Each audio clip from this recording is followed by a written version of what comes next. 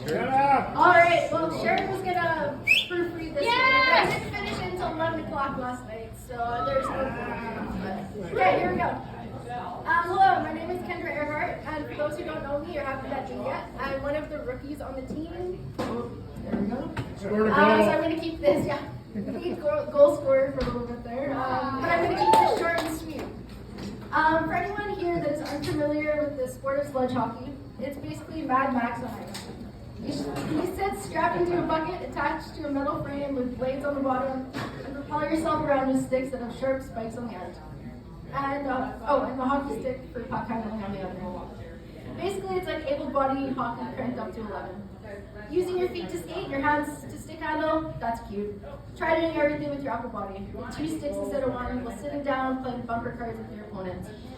You have to slide up and down the sticks when you're alternating between skating and puck handling, and the puck gets lost underneath yourself. And when you get checked into the boards, it doesn't flex like the plexiglass does. It's like hitting solid concrete. Oh, and fun fact that the #1 injury is puncture wounds, but most of all, it's a lot of fun. Everyone has a different journey that brought them to this game. Mine goes as follows. On March 2nd, 2019, I was skiing in Jasper when I hit a tree at 70 kilometers per hour. In true bigger go-home fashion, my spine was the first bone I ever broke. My crash resulted in a T10 spinal cord injury, and now my legs are just for show, and the wheelchair does all the work. My first encounter with sledge hockey was a try-it day in August 2021, so almost a year to the day. At this point in time, it's worth noting that all the other para-sport triad events I previously attended were primarily a mix of new players and others being introduced to the sport. However, as soon as I entered the rink for the first time, I knew this was not going to be the case. Pucks were flying off the glass and bouncing off the crossboards, and everyone was speeding around the rink with pucks in tow. At this point, it was too late for me to turn back. I was in the sled and on the ice. I spent the entirety of that practice, and many subsequent ones, inching along the ice, trying not to get in the way, and inevitably falling over time and time again. But despite all this, I enjoyed it, and I kept coming back. I immediately loved the freedom that came from being out of my wheelchair and gliding around on the ice. I enjoyed the challenge of learning new skills and finding a new physical activity to enjoy. Everyone has given me first-class treatment since day one, from helping me with equipment to helping me on and off the ice and in and out of my sled, from patiently trying to explain offside to me time and time again, and for keeping me up when I fall over, and for passing to me during scrimmages even though I missed the pass.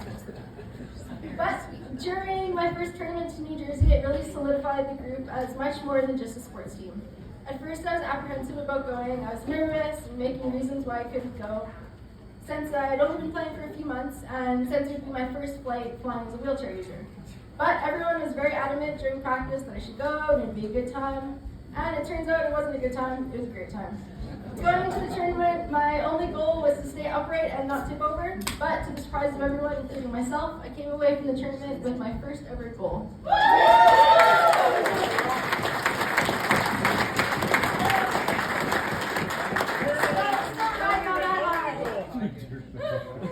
Many memories were made on the trip, from the jersey ceremonies, the pep talks, cheering the stands through victory or defeat.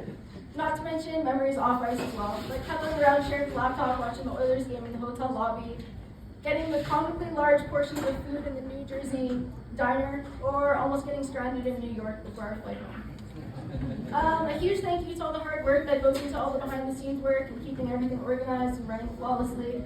Thank you to everyone for supporting the team and all of the blood, sweat, and tears that everyone puts in.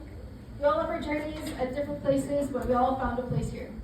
It took me a year to figure out offside, icing, and getting up when I took over. So hopefully next year, another year down the road, I'll have the face-off circles figured out. Most importantly, I learned about unity, teamwork, humility, patience, and the power of perseverance. And I'm looking forward to the year to come. Thank you.